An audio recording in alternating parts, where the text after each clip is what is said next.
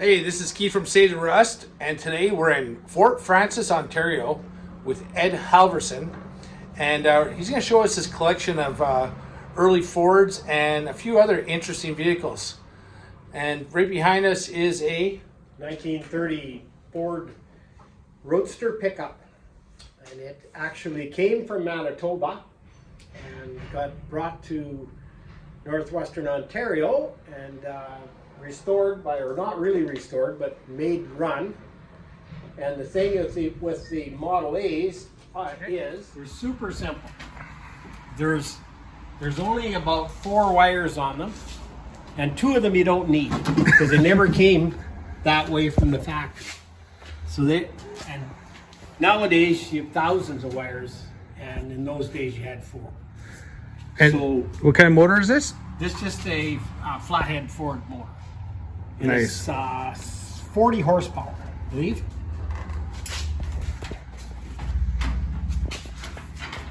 As a matter of fact, you're sitting underneath the gas tank. So as you're driving around, if things go bad, I always tell people, bail out if you smell smoke. No matter how fast we're going, get out of the truck or car. So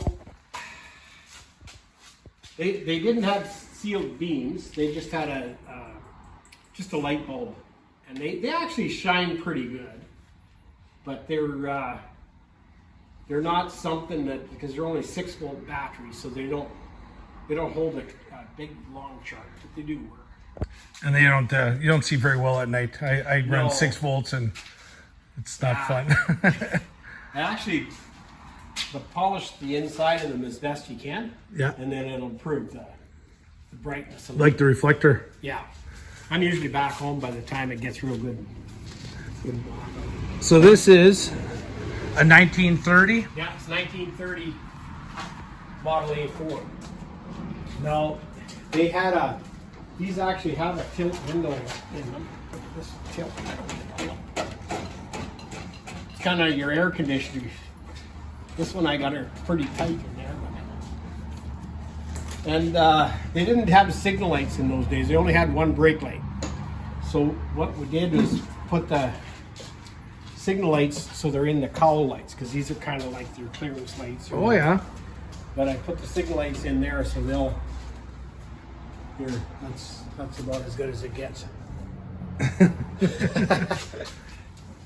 But they're really interesting. They're nice to drive.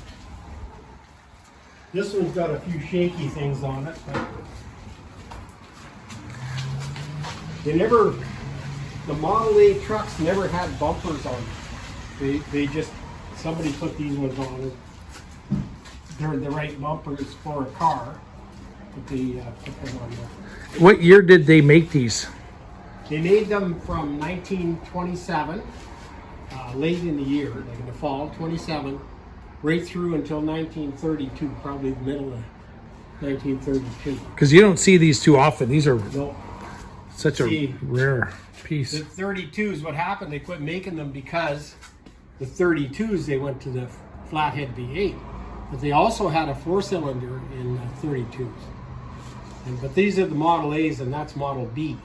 Okay. As a matter of fact, I have all the molds and I have all the equipment that to rebabbit the bearings in the Model A, Model T, and Model B. And at some point in time, in the next near future, I'd like to pass that on to somebody else. So I know a guy that's a pretty in cool thing. I know a guy in Moose Jaw. He's gonna probably see this, and he is a Model A, Model T fanatic. Yeah. Yeah, he races them. Oh, really? Yeah, he goes out to Alberta and races them. So he builds it. Yeah, I'll introduce you to him. He's a Yeah. pretty unique guy. So what else you got? Well, we got another Model A, and this is quite a jump ahead. This is a 1969 Camaro, and it's got a 327, kind of a high performance thing that's built in Winnipeg. It actually runs and drives really well. Everything's kind of it was in a bunch of boxes when I got it. So putting it back together was a COVID project between me and my neighbor there. We kind of tag teamed this thing. Nice job on it. Pretty nice little car, yeah. So the Model A coupe, this has a rumble seat in the back. They also used to call that a mother-in-law seat, because I guess because your mother-in-law, if you didn't want to talk to her, you could stick her in the back of the car. Away you go. Then they had I've got a box that sits in the back here. Actually, I have an original one, and I have one that's a reproduction that sits on the back on this bracket that folds down. So they'll go about 60 kilometers an hour, but it ain't much faster than that, and then they start to overheat. And these are the steps? Yep, you got a step here. I always tell people, don't step on anything that's got paint on it. Here, here, and on the seat. Because seat's the cheapest thing that's in this car. Yeah. So. And these they always came with the steel wheels, like the spoke steel? Yeah. It was the version before that was all like wooden? Yeah, they were wooden wheels on the Model T. Okay. But even in the later years of the Model T, they were steel. I think that was like 26 or 7. They started making the steel wheels for the Model T as well. And again, this is all original powertrain on this one? Very nice. I've been playing around with this one, but you can see here the spark plug wires are wires. Wow. Just a little metal wire here coming over to that distributor cap. And the carburetor's below. yeah, so it runs from this tank, just gravity feed, down and into the carburetor. And there's a shut off inside. And there's the 1930 has a flat firewall, and the 1931 has a little teardrop thing here, and the shut off is out here. And on the 30, it's inside the car. Oh yeah. So if you don't shut your gas off, usually if your needles aren't good in it, it'll just run right out. So, yeah. And then you got the hand. Is it only hand start? No, it has electric start as well, but I just have the crank in there because I was doing some work on it and it hasn't run for a couple of years, so I put some mystery in there and just to loosen things up, make sure things aren't going to be too tight. Well, that's a beautiful car. It's a nice little car, yeah. And they're fun. They're really fun. Yeah. You know, the biggest thing is you can explain to people, it's like kind of history. Your other car was a horse, like before this, you're pretty much hoofing it around, right? Before the Model T and A. So, yeah, and this was, I think this car would have been about maybe $700 in 1929, which would be what it was, because this is a 1930. Yeah. So it would have been made in 29. So yeah, it's kind of an interesting. That's the original style of upholstery. I had it made in Isanti, Minnesota. They make the kits for these. Yeah, apparently they'll make kits for anything, but they did a very nice job of that. And kind of everywhere you look, there's like all kinds of stuff on the walls. There's some really cool 1912 plate. And another one on the other side. that's 7 numbers off, which is unbelievable. And this is a fat man's steering wheel. So if you're a little bit fat, you unclick this baby. This is on a Model T. Your wheel goes around here, right? Yeah. So you're sitting in front of there, and if you can't get your big belly out of there, you just flip her up like that. So that was like an accessory? It's an accessory. And I kind of like this crusty idea of the Model A going through the fence. Oh yeah. And so And these are 30s headlights too, but they got the little light on top. So someday I might have a rat rod in my future. So And those are rare too, aren't those? yeah, this one here especially. Here's another one over there too. But yeah, this I had a really nice one, and I sold it to the lost car rescue guy because he was building a Lincoln Zephyr. So rather than keep it hanging on my wall, it's now hopefully in a Zephyr someplace. And then you have a couple bicycles, some early stuff here. This would be 40s, probably mid 40s or something. What make is that one? That's a Hiawatha. Oh, nice. And the one that's on the wall is a Whizzer. And I believe it's a Schwinn. Now the motorcycle guys will recognize that the Springer front end. So the Springer front end gave you a little bit more cushion on your bike, and they still, they made Springer front ends forever. Yeah. And you got a couple more down here. Yeah, this is just kind of might be donors for that thing, but this one here is pretty cool. I don't really know the story of it, but I think I'm going to give it to somebody that wants to put a basket on it or something, basket of flowers. And That's a really nice light. that's a nice thing. Yeah, this is cool. Della Rocket Ray. Delta? Yeah, Delta Rocket Ray. Wow. I never even really noticed that before. Yeah, that's wild. There's a little switch down here. Yeah. Click, click. That's cool. Yeah, it's kind of a unique thing. The men's bikes, the boys' bikes never really made her. The girls' bikes, yeah, there's lots of, you can get girls' bikes all day long, but boys were a little tougher on their Yeah. I guess. Yeah. So we got a couple other little projects in here.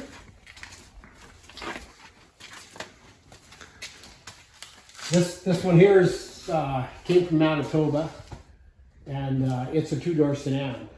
Everything's original on that. And it's got a little dust on it here now, but I had it running last fall.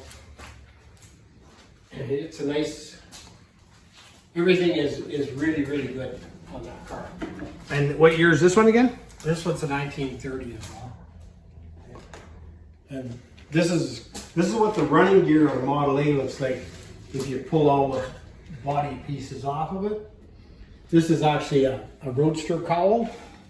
So what I'm doing is I'm building at some point, that might be the rat rod that I built the roadster cowl out of, and then I bought some aftermarket pieces.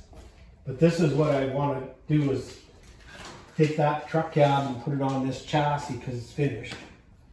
And then I can have another Model A on the road. Now here, right here, the only numbers on a Model A really are the ones on your engine. So that engine number is your number. Just like Harley's pre-1970. Yeah. There was no numbers on the frame, just on the engine case. Oh, okay. Yeah.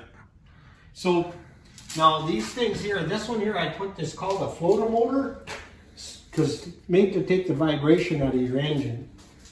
And then it has one on the transmission, a little mount on the transmission, and a mount on the front of the motor. The only problem they found with it is on a Model A, the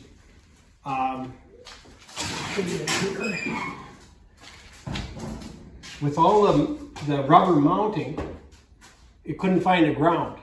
So what happened was the copper pipe or the metal pipe was going to your gas, from your gas tank to the carburetor, tried to be the ground. Ooh. And these things were turning red hot. So if you're playing around with your Model A, you really want to run another ground from the frame to the transmission, at least. Yeah, that makes sense. Yeah. Oh, and the other thing about these, now, these are Canadian Model A's. And the way you can tell a Canadian Model A is because it's got Robertson screws. where the American ones have all either got slots or Phillips. Not many Phillips, but they got slots. But this one here is the same.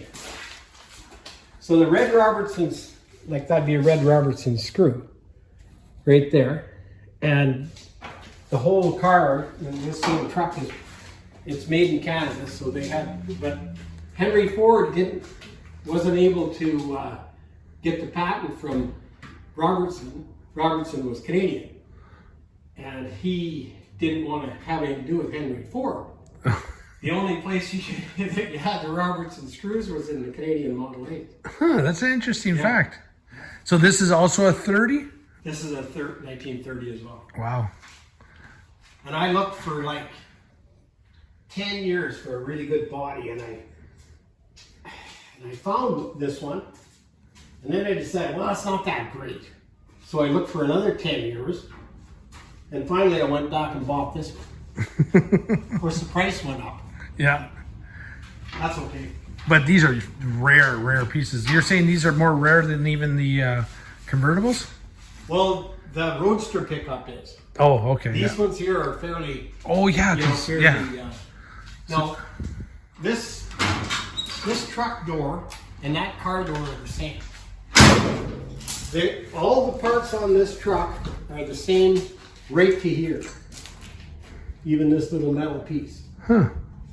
So, you know, everything with Henry Ford didn't want to make a whole bunch of stuff. He just made things back and forth. Interchangeable. Matter of fact, he bought his engines from different manufacturers. And Henry Ford specified the size of the crate. And the size of the crate, why he did that, was he used those crates to make his floorboards. Isn't that crazy? That's a smart man. Oh yeah, he was crafty.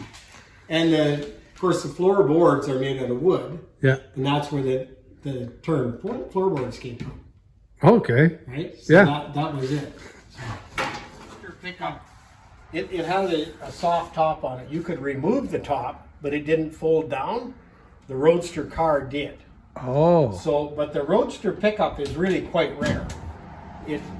There's not nearly as many Roadster pickups, just because, you know, in Canada, how long could you drive it? Like they had ones that had a heater sort of thing on them, and all that was just a manifold on top of your engine, and basically blew.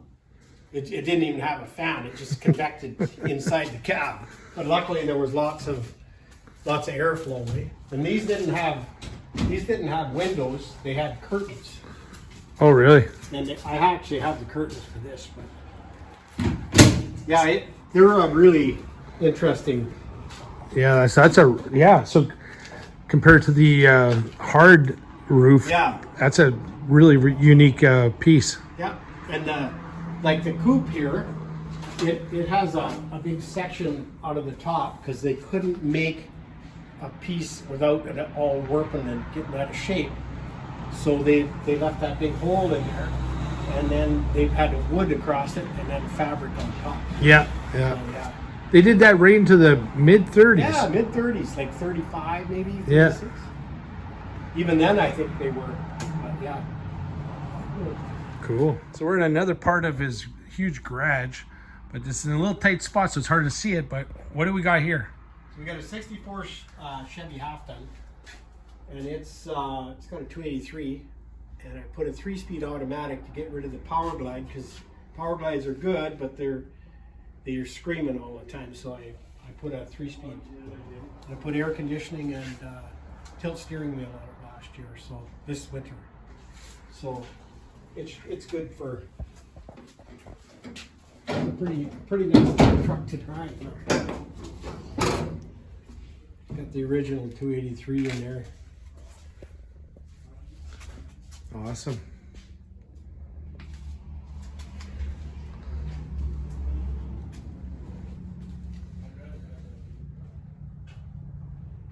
Okay, so you don't have any more room in your shed, your shop, so you got a trailer with another one. Yes, I have to keep one in the trailer, And that's the easiest way to keep it clean if I have to go to a car show.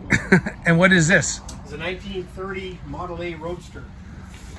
When Wow. I bought this car, it came from Kamsack, Saskatchewan, and it was cut right here. And there was a little wooden box in there. And I before I even found the ad, I had found this piece off of an old coupe. And I went back to the guy and he sold me the back end of the coupe for $20. Oh, Because they wow. made a stock car out of it. Oh, yeah? And my body man guy, he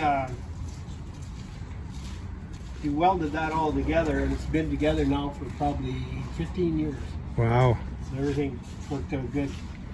The trickiest part of it was to line everything all up so that the gaps weren't totally bad, or a little bit bad, but they never were good. Now inside here is a rumble seat. Now, more to the story about the box in the back. During this Depression and possibly the Second World War, there were gas rations. Gas rations for cars, but you could get more fuel if you had a truck. That's the reason they cut the piece out. I think I've heard that before.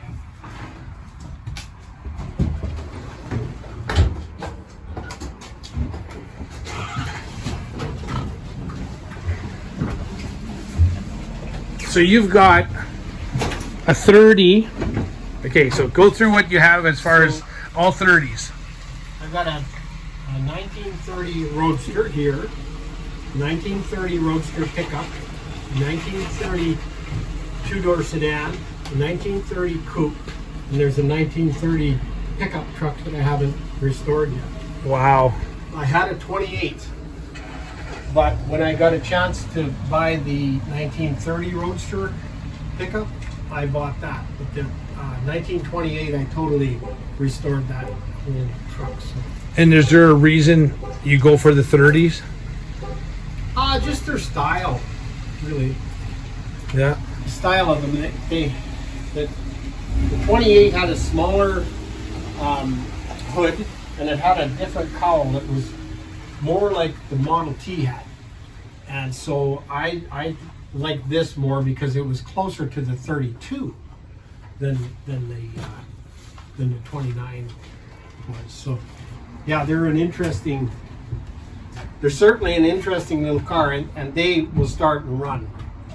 Like, it doesn't take, if you don't play around with them, they'll probably run just fine. So yeah, we're now, as far as when you go to paint a car, I wanted the wheels to match the car, so I had the wheels powder coated bright red, and then I took it to a paint store and I had them mix it, and I drove the girl crazy for about 3 weeks because she kept finding me samples, and I'd look at it and I'd say, no, it's not quite, right? So anyway, I think we got her pretty close. But Powder coat just has a different look to it too. yeah, it does, yeah. It's a little bit, I don't know, say softer. Softer, yeah. Not as shiny. Yeah. Yeah. And like these cars, the biggest problem with using like a base clear is because that fattens up all your hood hinges and all that kind of stuff. So what I ended up doing was I just used the old style paint, the Europe Grill type of paint. And that way I could, keep the gaps. And I filed the gaps a little bit because otherwise they pile up, and then as soon as you open the hood, it strips all your paint off. Yeah. So yeah, you learn a few things as you go along, eh? And what I have here is I've got a line bore. It's to do the babbitt work and hone the babbitt to the right size. It's the whole kit. The Model A, Model B, and Model T. Model T is here, and the B is here, and the A is probably, yeah, there is some babbitt. These are cut the grooves in the babbitt. Everything you need to rebuild your re-babbitt your Model A. So what they're talking about here is the lead lining, and then in the lead lining they have grooves. You have cut grooves in them to keep the oil going down. And this is the way they poured the babbitt, right down through here.